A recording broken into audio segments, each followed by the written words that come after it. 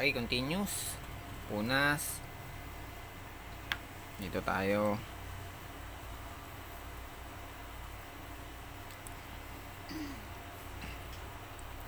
So, ang technique dito na ginagawa ni teacher ay background muna.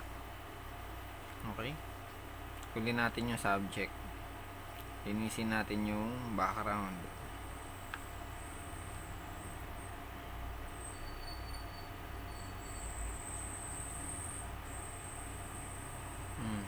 Baka naman pag ginawa nyo to, sobrang bilis ha. Nakita nyo si teacher. Dahan-dahan lang talaga. Sabi nga ni Maha Salvador. Mahaba yun. Dahan-dahan lang. Yun. Baka makapiright tayo dyan.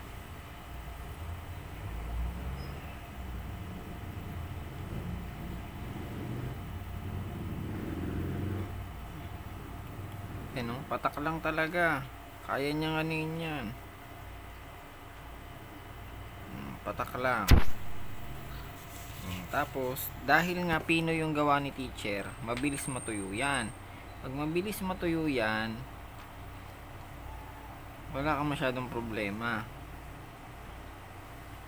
Okay? Ayan, nag-portrait oh. At lagi naka-landscape yan.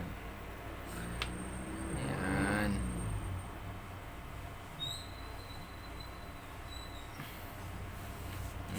Tapos, okay lang yan. Kung umiikot yung gawa ni teacher, bahala kayo dyan. Kasi, sige, alima, nakaganyan. Sige, nakaganyan. Dito naman ako gagawa. Hindi naman yan. Kaya ko naman kontrolin yan. Yan.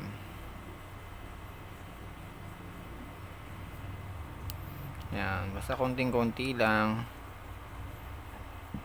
Yung pinakadulo lang talaga ng brush. Tapos yan, babanlawan ko na.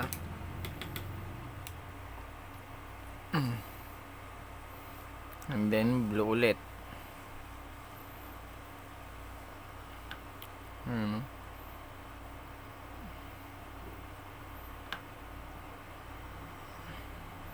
Mga estudyante ko mabibilis gumawa, panigurado, baka 5 minutes lang tapos yung mga background nito eh. Gigil gumawa yun eh. Kita nyo, ako dahan-dahan. Same lang din yung pinagawa ko sa inyo. Ito yung ginagawa ko, ito yung papagawa ko sa inyo. Ito yung sample.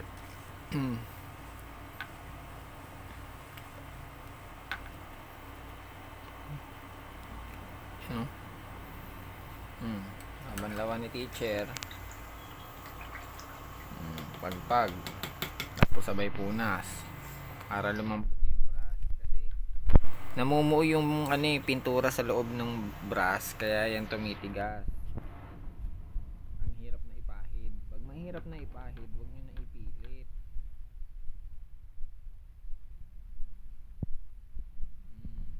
Ayan o. Teka lang.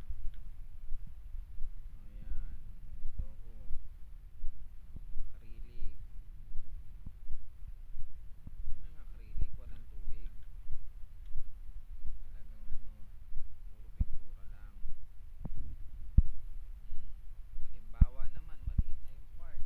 Kaya dapat marami kang brush kasi yung brush naman ang magtatrabaho dyan. Pag ito namang maliit na brush. Ito naman magtatrabaho dyan. Siya naman ang bahala dyan sa mga part na yan. Na baka bahala dyan. Yung mga excess na pintura, kung nakikita ko yung excess na pintura, i-spread nyo sa ibang lugar.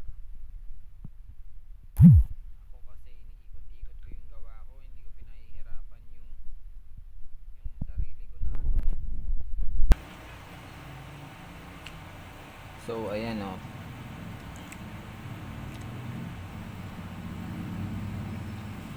Ayan, pagka merong mga excess na pintura, yung mga sobra-sobra, i-spread. Lagi ko nang inuulit-ulit yan.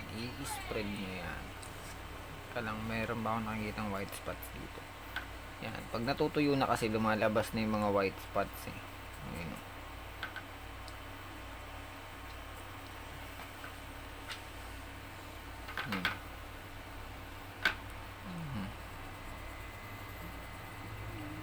Diba? Tingnan nyo to. Napaka, yung pinakadulo, hindi ko pa rin binibitawan yan. Kinakayod ko yan na ano na yan, makuha yan. Kaya sobrang tipid. Kaya pag meron akong estudyante nakita ko, naku, binuhos yung pintura, naku po. Kung alam nyo lang, napaka ano na yan. Gaganyan-ganyan ninyo lang yan, meron yung lalabas dyan, no? Diba, ang dami eh. Akala mo wala na, tuyo na yan. Ganyan-ganyanin mo lang yung brush dyan. Oh, meron pa rin eh. Baka nga itong konti na to, ma-shade niya pa to lahat eh. Ay, patay kang bata kaya na masama.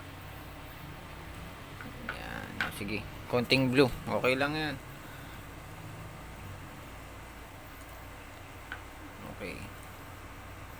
Kasi itong gray, nakikita nyo itong gray, tinimpla ko na yan para dito yan. So isang madalian lang yung gagawin ko para sa gray, kasi madetalye itong light blue eh. Kasi baka matuyo yung pintura. Ang problema, naitimpla ko na, meron pala akong biglaang turo tumawag sa akin ngayon. So kailangan kong gamitan ng time lapse. Bibilisan ko ng konti. Kaya na kung paano ko iniiwasan yan, napaka patiently. Okay, ilang minuto na yung video? 7 minutes. No, 7 minutes. Okay, last 3 minutes na lang. Ano kaya aabutan ko sa last 3 minutes? Nakita nyo? Patience. So, nakaka 20 minutes na pala ako sa background, ano? Background lang to, 20 minutes na. Ganyan kahirap mag-art.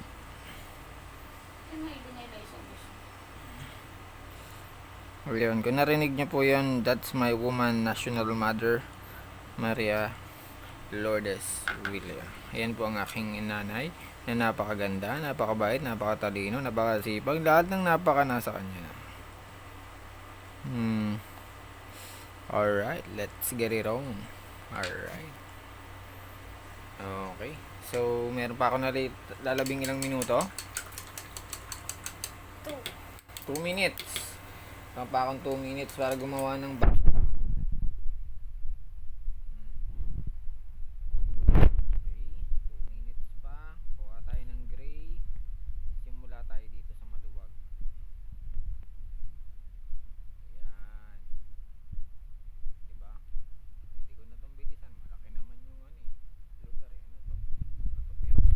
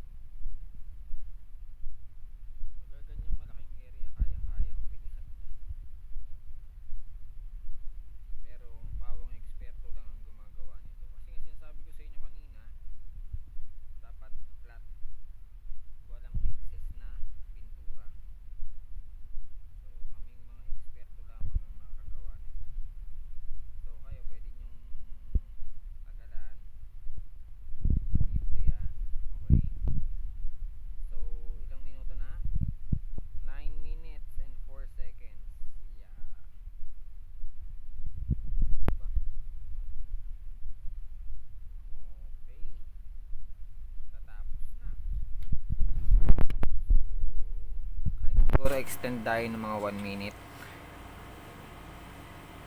mga 11 minutes natin tong video. Sure ball, tapos na to 11 minutes. Kasi parang alanganin ako sa 10 minutes. Ayan no, grabe ang bilis ng teacher. Okay, ngayon magpapalit ako ulit ng brush. Punas. And then, balik dito. Ayun o, ito yung mga sinasabi ko sa inyo na ano, na excess. Na dapat wala kayong ganyan. Pero bakit okay lang kay teacher yan? Kasi, alam ni teacher kung paano yan ayusin. I-spread ko lang yan sa ibang lugar. Kaya nakukunin ko yan, lalagay ko dito. Kunin ko yan, lagay ko dito. Yan, tapos pupuntahan ko itong mga lugar na masikip. Dito, yan. Kasi para itong nasa Iceland eh. Blue na yung background niya sa itaas. So, dapat gray na to. And then dito, yan. Okay. Tapos, parang dapat blue yung bandang itaas. Punas. And then blue. 10 seconds. Okay, that's it for today. 10 seconds na lang daw. Goodbye.